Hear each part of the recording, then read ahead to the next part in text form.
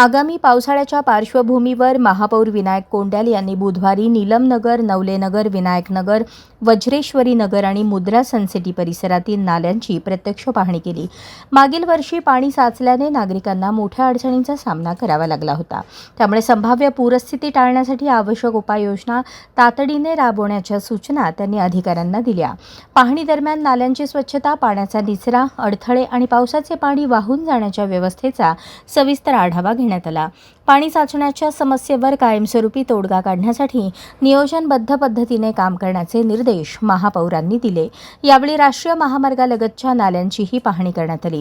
संबंधित विभागांनी समन्वय साधून पावसाळ्यापूर्वी सर्व कामे पूर्ण करावीत असे निर्देश देत महापौरांनी नागरिकांच्या सुरक्षिततेला प्राधान्य देण्याचे आवाहन केले।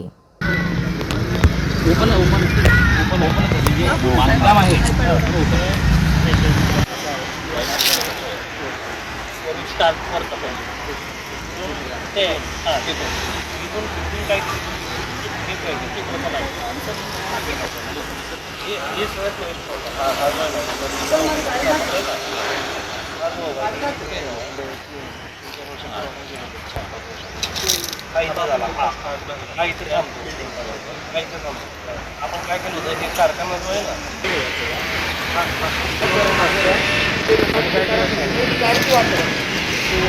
लवकर वाटलं